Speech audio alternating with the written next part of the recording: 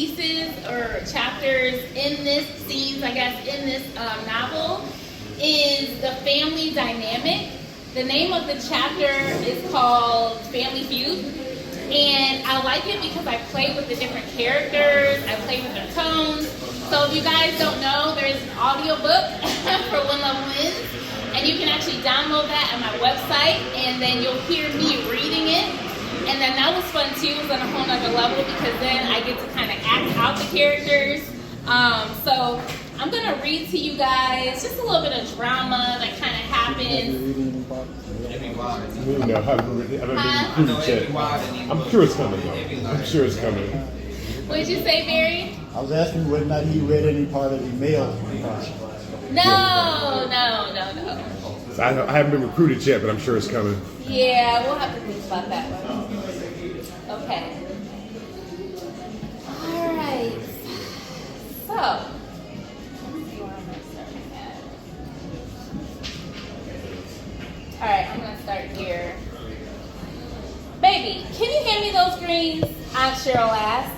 She sat on Natalie's right with the palm already extended to receive them. Yes, ma'am. Natalie passed the bowl, and pretty soon everyone was passing plates of food to serve themselves. Cheryl cut up pieces of ham into thinner slices while asking, "How are your classes coming along, Nat?" Natalie nodded while digging into her mac and cheese. "Great. I love the writing class I'm taking, and the fact that I'm still able to work around my class schedule is truly a blessing." "Oh, yeah. Malcolm did mention you got a job." Cheryl smiled broadly. "That's awesome, baby." "Yeah, she's over there at Devon's. I love that place. I mean, I haven't been there in forever, but I sure do remember how good the coffee is," Malcolm chimed in. "Nat and I ran into him the other day at Denny's.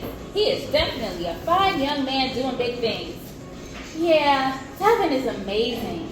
He's a great business owner, and I'm learning a lot from him." Natalie tried to keep her face from grinning too much by ramming more food into it. "I'm proud of you, honey. You're doing so well," Cheryl said with a short pat on her back.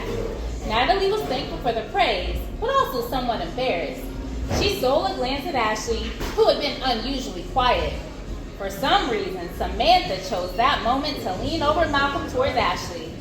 "Ashley, your dad tells me you're studying to be a fashion designer." Uh-oh.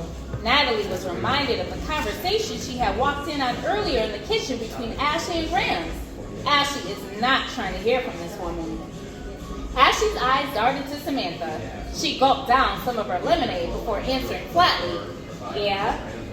"Well, I'm a little versed in the industry," Samantha replied in a bubbly tone. "I'm actually a fashion marketing manager." Ashley chucked her chin up and down, her face remaining blasé. Malcolm piped up. "Yep, Samantha has been a great asset to her company. You could learn a lot, Ash." He peered from one woman to the other on either side with a lopsided, mushy grin. Ashley rolled her eyes before shoveling a spoonful of baked beans into her mouth. A moment of silence hit the room, and Aunt Cheryl gestured to the new couple, switching the subject.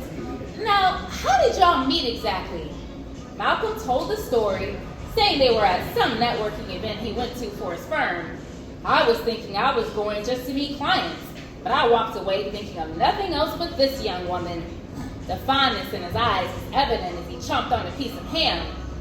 "Young is the right word," Ashley muttered, only she said it loud enough for everyone to hear. Natalie's mouth dropped, and Malcolm pitched his daughter a look. Everyone else busied themselves eating, including Samantha. Ashley commented with a shrug, "What? She is," as her eyes sank to her plate. Malcolm's voice was stern. "That's enough, Ashley." "What's up with your job search, Terrell?" Better than any race car driver, Ashley switched lanes, veering her attention to her cousin. Popping both elbows on the table, she held her fork in midair as Terrell's face screwed up. "Still looking," he said, munching on his food. "Oh," Ashley's voice slithered into an eager edge of taunting. "You've been looking for a while now, huh?" Aunt Cheryl jumped to her son's defense. "Leave him alone, Ash," her tone warned. "What?" Ashley batted two long lashed eyelids. "I'm only asking a simple question. I just never known nobody to take that long finding a job." She heaved up her shoulder, then inhaled more cornbread.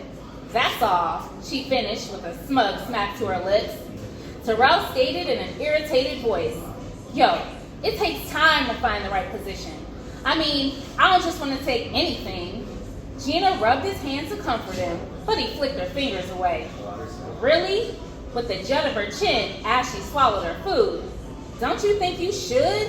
You got a whole family to take care of. Right on time, baby Stacy cooed in Gina's lap. The young mother pulled out a bottle, but Stacy pushed it away, reaching her chubby hands for the yams on her mama's plate. She wanted the good stuff. Oh, Lord, Natalie fought a sinking feeling in her stomach regarding the interaction between her cousins. This can't be good. Yo, why are you worried about me anyway? Terrell said. He puckered his lips into a sneer. You ain't doing much yourself.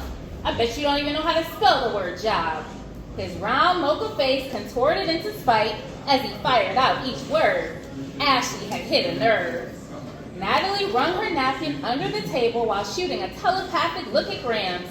Grams, do something. Y'all just gonna love my pecan pie, Grams declared, gazing at everyone from her prominent seat at the head of the table. She clasped her plump hands while giving a hopeful smile. It's a new recipe. But it was as if Grams hadn't said a word. Ashley would not be distracted. Yeah, Ashley answered her cousin. I'm doing more than you. She held her gaze steady on Terrell. She was a vetted soldier who would not miss aim. I'm going to school, doing something with my life, she spat. With another jut of her chin, Ashley crossed her arms, foregoing the meal on her plate. A few classes every now and then ain't nothing, Terrell glared. All you do is pamper yourself with your daddy's money and post on social media. His tone was callous. And was it just Natalie, or was the temperature rising in the room? The walls gotta be hot. The walls gotta be sweating, it's so hot. Ashley fired back with the accuracy of an M80. Oh, you the one to talk about living off your parents, dear cousin. Snarling, her voice rose as she flicked an accusatory hand at Gina. You got a whole damn family living up in your mama's house. I'm using a cinnamon recipe this time, Grams practically sang out. Not that anyone was listening. Natalie's eyes swapped back and forth between her cousins in alarmed intrigue. Who needs Housewives of Atlanta when the frickin' show is at the dinner table? Ashley sat with arrogance as if she were the Queen of England. Terrell's hands were tightly balled like Mike Tyson in his prime, positioned and ready on the table. Natalie thought in unnerved humor. I wonder who'd win in a fight, the Queen or Mike? Her eyes flew from one relative to the other. Y'all need to calm down. Malcolm finally cut in, piercing a threatening stare at his daughter. Ashley, chill out. Yeah, Aunt Cheryl agreed and leaned over to soothe the baby since Gina was still struggling. She snuck a pinch of mashed sweet potatoes into Stacy's mouth and the child stopped fussing. Y'all ain't gonna raise my blood pressure today, her aunt declared. Nuh-uh, not today. Boy, you ain't took a class since 8th grade. Ashley ignored her elders and went in on her cousin. You could all through high school.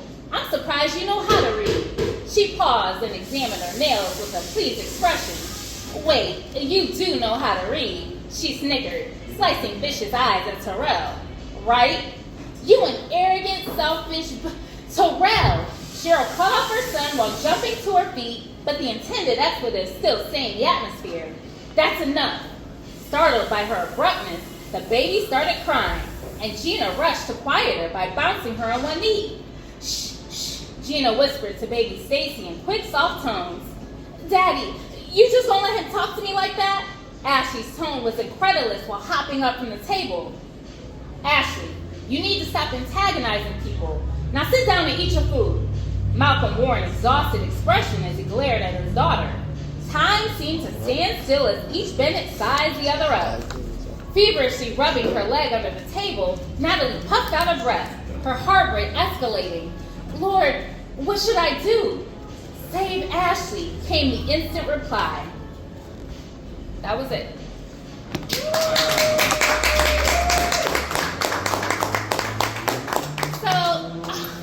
So now we hate Ashley. I don't hate Ashley. So again, that scene, I love that scene because of the dynamics of all the characters. There's so much going on. it's actually from Natalie's point of view, but it's so up and close and personal with Ashley. I feel like you still kind of feel Ashley. So I don't know if you guys have questions or comments for that scene, for the reading of that scene at all. I liked it. I liked it. That was my comment. I like the part when you switch from a race driver. She switches quickly as a race driver. Yeah. One part I thought that was catchy. She veered faster than a race driver. I really like how you can really envision all of the characters. You know, like they all got their own personalities and stuff like that. And you know, there was a lot of, I would say, comedic relief in it. You know what I'm saying? You know, so. Thank you, I appreciate that. So one of my favorite characters too is Grams. She's very colorful, and I got feedback from one of my beta readers from Cleveland, June Phelps, who's a little older, and she said I do a really great job with like the older characters. So I appreciate that. Is she based off somebody real or? No, I would say a conglomerate maybe. The way I envision her, like my spiritual mother is very bubbly, so I kind of put that in there. The grandmotherly, the typical black grandmotherly figure, I feel like I've had that experience, a lot of people in our culture have, so I know she was inspired from that. And even that scene is a nod to Soul Food, the movie, so there's that scene in Soul Food where there's all this drama,